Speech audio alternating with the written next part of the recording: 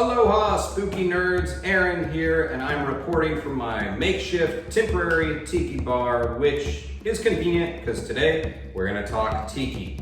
But what do we really mean when we say tiki? Well, quite literally, a tiki is a physical representation of a Polynesian god. But typically, when we say tiki bars, tiki clothes, we're talking about the subculture that's also called Polynesian pop. Now, that refers to the over-the-top aesthetic of bars, clothing, restaurants that serve exciting foods and potent drinks that conjure up the notion of exotic and tropical, far-away lands. And rum is often a core spirit in a lot of tiki drinks. And there are a lot of different kinds of rum. So many, in fact, we'll have to get into that at a later date. But I will say, there's also a lot of nicknames for rum, including Kill Devil, Demon Water, Nelson's Blood, Barbados Water, and Pirate's Drink, which are all very fun to say. Now, rum, it's the oldest spirit in the world. The first rum distillation took place in the Caribbean in the 1620s, and this led to rum being the first alcohol to be manufactured and distilled. Another fun fact is the fact that rum was the first spirit that was drank for pleasure and not used for medicinal purposes.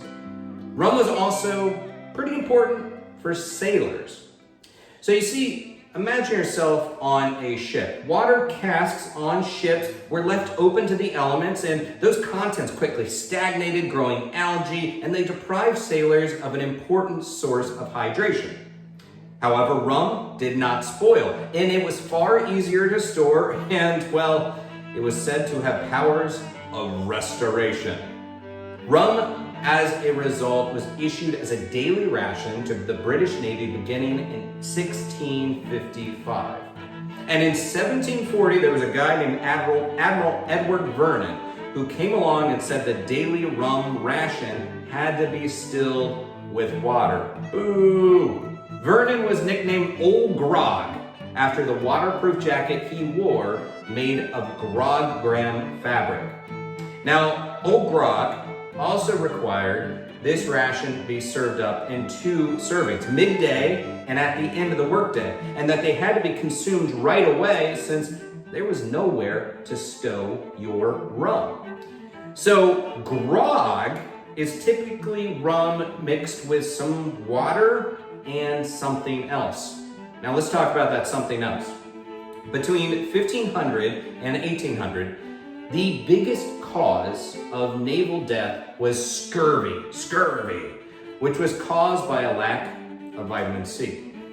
And in 1756, the Navy stipulated that citrus juices were to be added to the rum and water mixture. And it also, as a result, earned the Royal Navy the nickname of limeys. So, at that time of day when rations were distributed, there was a guy named the bosun who would issue the rum tots, the cups, and he would ring the ship's bell and call out, "Spirits up!" And then the sailors would reply, "Stand fast, the Holy Ghost," before downing their tot.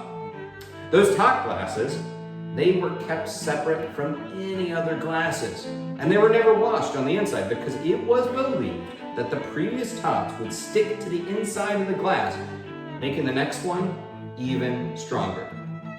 Sadly, that tradition of the rum rations ended on July 31st, 1970. It was a long time of rum rations.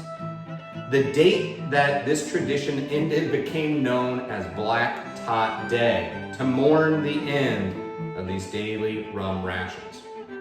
Although, to be fair, over time the rum rations had been diminished. Sailors started out with half a pint a day to 1/8 a pint, and then it was gradually reduced over time. But let's talk about the word proof. Proof, overproof, Navy proof, Navy strength. Prior to 1860, there was no hydrometer that could accurately measure the strength of spirits. So to make sure that they weren't being sold watered down rum, the British Royal Navy devised a plan. they would mix a small amount of rum with gunpowder and then attempt to set it on fire, which sounds like a pretty fun night if you ask me. If the liquid set alight, well then that rum was proved to meet a minimum strength and could be described as being overproof. And this way of actually testing the spirit strength is what led to us using the term proof today. Okay, now let's get to our drink of the day, which is the Geeky Grog. So there's a lot of ingredients in a typical tiki drink and a typical rum drink. So I really want to start slow with this and offer up a custom cocktail that's tasty, easy to make without a lot of special items that still fits within the tiki umbrella of drinks. So the Geeky Grog, simple, limey, tart with some sweetness, and really paying homage to those rum drinks of old, that old grog. All right, so let's get to it. Okay, first off, we've got a lot of different kind of ingredients here, but not anything overwhelming, nothing daunting. We're gonna start with some spiced rum. I am a Sailor Jerry guy, so we're going with that. And we're gonna use an ounce of spiced rum. Now, some tiki purists might say spiced rum in a tiki drink. I find it to be very versatile, very tasty, worth using.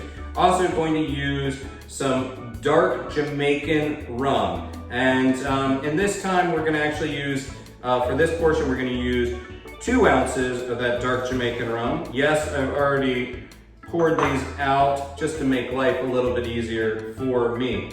Okay, so we got an ounce of spiced rum. Sailor Jerry is good stuff. I got some dark Jamaican rum.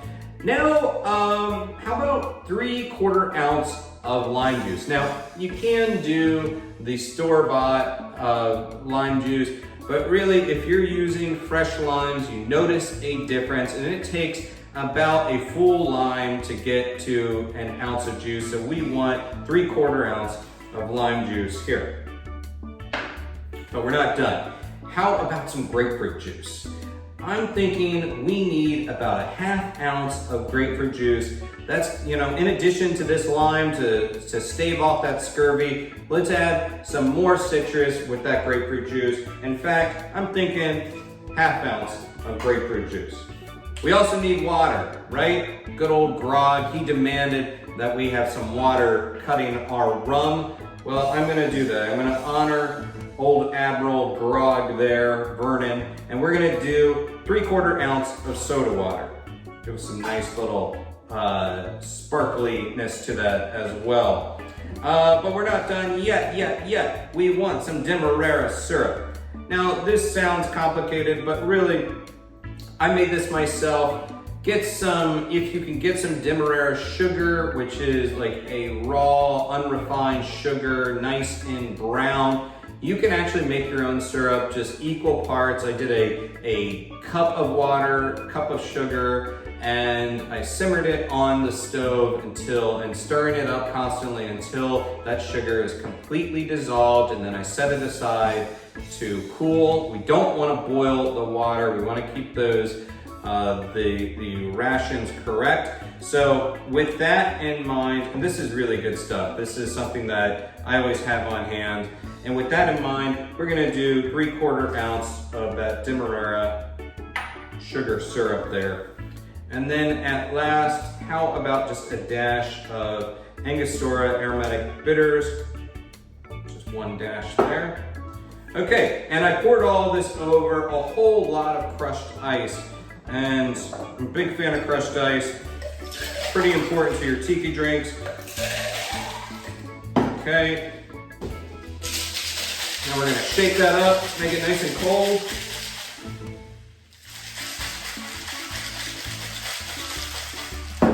Okay. And lots of crushed ice, shake it up nice, pour in an old-fashioned cup. There we go. It's looking good.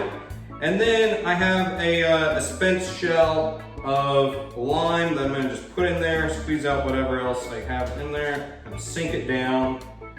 And here we go. We have the Geeky Grog. And, well, what did the old sailors say? Spirits up, the bosun would say. And I would reply as a sailor or a drinking sailor today, we would say, stand fast, the Holy Ghost. And cheers to you. Tastes good, I'm liking it. And there you have it, the Geeky Grog, custom cocktail for all of you geeky, creepy, tiki travel fans out there. And wherever you are, I hope that you're gonna give this a try and don't be afraid to experiment. I do think that getting the portion sizes and everything right, the measurements right, is pretty important when you're starting out with tiki, but after that, you can kind of play a little bit, maybe add more spiced rum and figure out what tastes right to you. So, aloha, my spooky nerds, and have a great night, a great geeky night, wherever you are.